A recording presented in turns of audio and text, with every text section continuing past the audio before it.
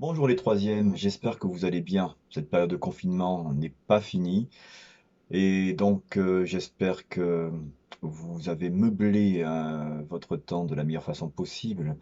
Alors je vais vous proposer une deuxième façon de travailler les arts plastiques chez vous. Comme précédemment, je vais vous donner une date limite. Pour la plupart, vous l'avez respectée. D'ailleurs, j'ai été agréablement surpris par la qualité de vos travaux.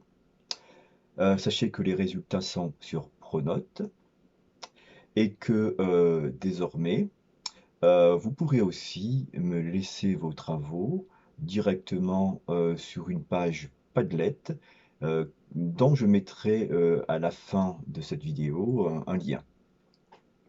Alors, vous avez travaillé précédemment sur des effets de photomontage. Là, vous allez travailler sur une notion qui est celle de réalité, vous voyez, réalité augmentée. Alors, qu'est-ce que la réalité augmentée? On en parle beaucoup parce que c'est lié aux nouvelles technologies, mais pas que. Alors, c'est un principe qui permet de combiner deux choses, hein, pour dire simple. Combiner, premièrement, la réalité, ce qui nous entoure, à la virtualité, au virtuel. Un principe qui marie ces deux choses, virtuel et réel. C'est une technique de superposition. Hmm.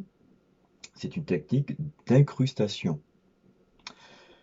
Alors, c'est aussi l'art et la manière de placer au bon endroit et au bon moment une chose qui en principe n'existe pas, hmm, et qui laisse croire à une unité.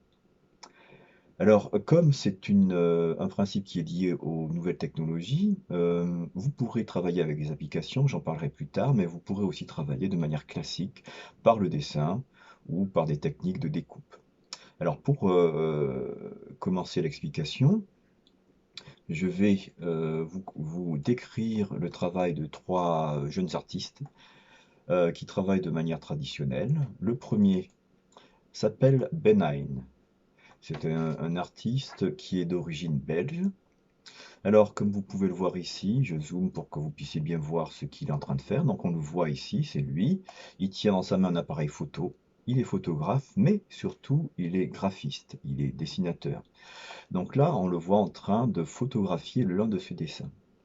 Il a choisi un lieu, apparemment, bon, un quartier d'une ville que je ne connais pas, entouré d'immeubles, et il est en train de photographier son dessin par rapport à ce paysage.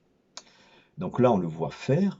Le résultat est de cet ordre-là, vous voyez. Son dessin qu'il tient dans sa main, vous voyez, correspond à la perspective de cet espace urbain. On voit que les lignes de perspective poursuivent son dessin. Son dessin est donc intégré. Donc la réalité, donc ce paysage urbain, son dessin, ce qu'il a créé, qui n'est pas réel, ne font qu'un. Donc c'est bel et bien de la réalité augmentée.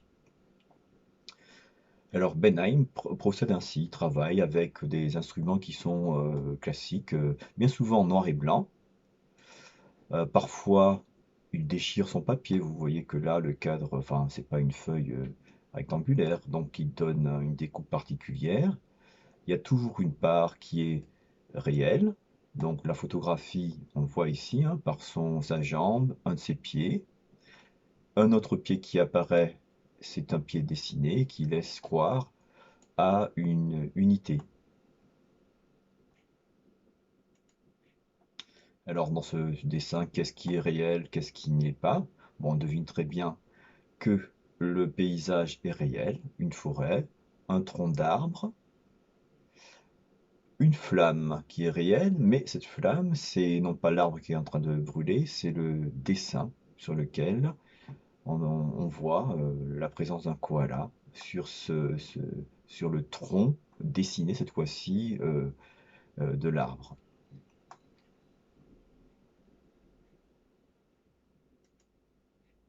Donc, même principe, hein, donc je ne vais pas vous en montrer euh, plus. Donc, de nouveau, un paysage. Vous reconnaissez le jeu ici. Donc, l'architecture est mise en relation avec ce jeu, hein. L'un et l'autre collent bien. C'est tout un travail de cadrage qui est fait. Savoir photographier, c'est vraiment important, hein. Donc, je remonte juste la première. Donc, la position de la main, du dessin, la manière de cadrer. Là, c'est une prise de vue frontale. On voit le résultat. Là, c'était une prise de vue en plongée. On devine que l'appareil photo était placé différemment. Tout ça est bien pensé. Benheim, donc un artiste d'origine belge. October Jones, c'est un graphiste d'origine britannique. Alors lui, il ne travaille pas sur des papiers qu'il déchire, hein. Bon, il travaille sur des post-it, donc un format préétabli, des papiers autocollants post-it. Et donc, comme c'est un illustrateur qui voyage beaucoup, il fait beaucoup de ses dessins en réalité augmentée, soit dans le train ou dans des gares. Donc là, on voit dessiner sur un post-it Superman qui semble ainsi arrêter un train. Même principe, photographie, dessin. Alors, contrairement à Benheim, ici, il travaille, October Jones travaille aussi sur la couleur. La personne ici photographiée de dos, on voit ici le post-it, il y a un rapport de couleur, hein, le noir ici est travaillé, hein, pour qu'il y ait une unité. Toujours pareil, un post-it, on complète ici la présence de quelqu'un qu'on ne voit pas, et on travaille la couleur, le rouge ici, par rapport à Spider-Man qui lui-même est en rouge. Là, ici, pareil, vert. Ça peut être très simple, hein, vous voyez un petit dessin, mais qui est bien cadré, qui est bien agencé par rapport à l'environnement. Et ici, un rapport de couleur qui accentue cette unité. Le troisième artiste, c'est aussi un artiste britannique qui s'appelle Rick McCord. Alors, à la différence des deux premiers, il travaille surtout à partir de petites figures qu'il découpe. Donc les ciseaux sont utilisés.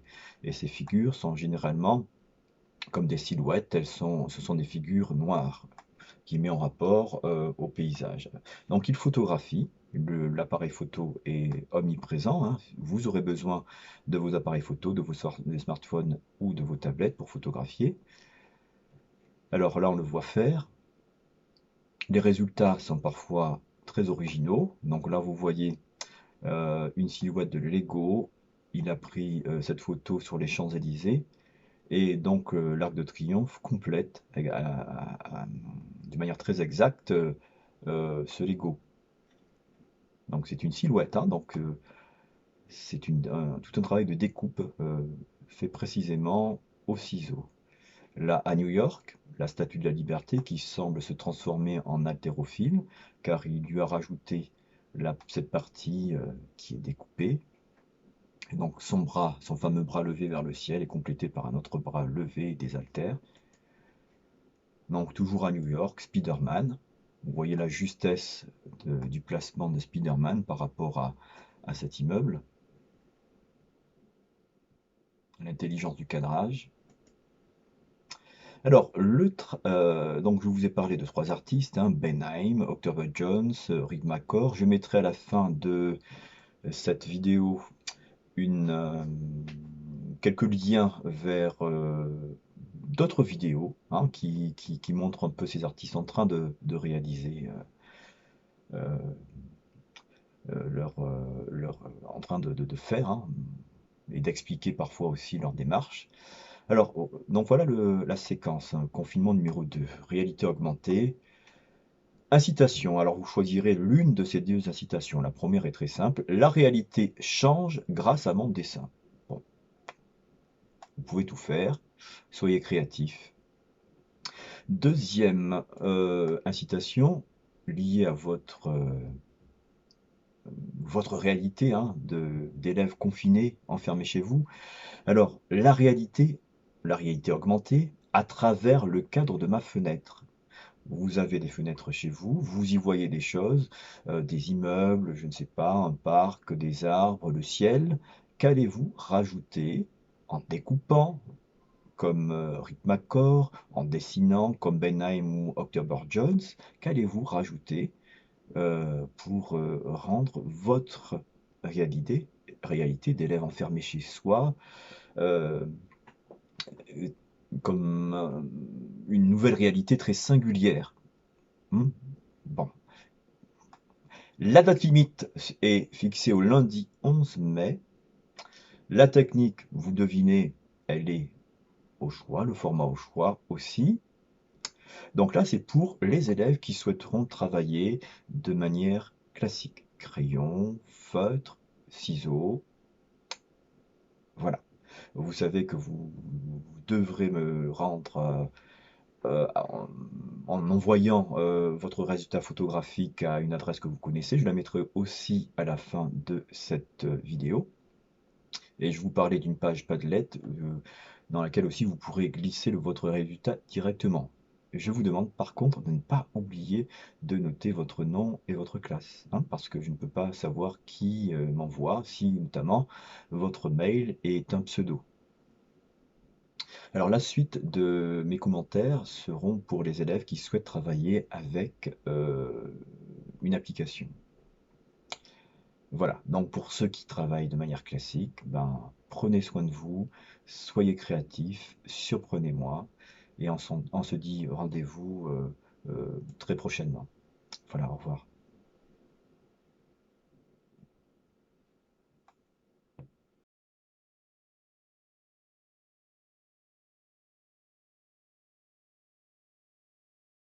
Pour vous aider à réaliser différemment ce travail, vous pouvez utiliser l'une des nombreuses applications qu'on peut trouver.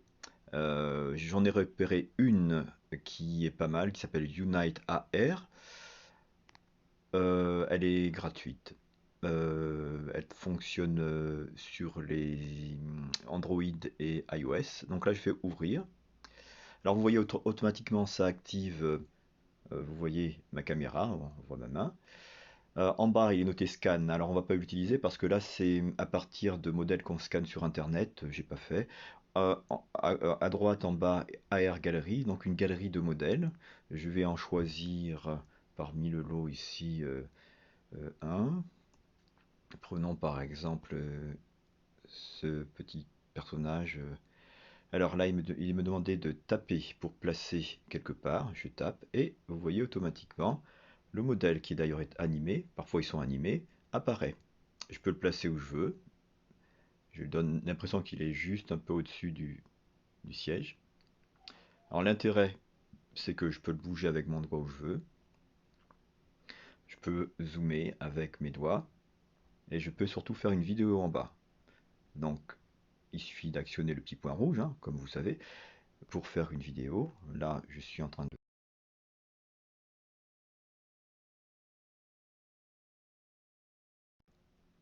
Il faudra cliquer sur Share. Juste un petit test. Ah, j'entends ma voix en même temps. Et après, Je choisis donc je fais Gmail.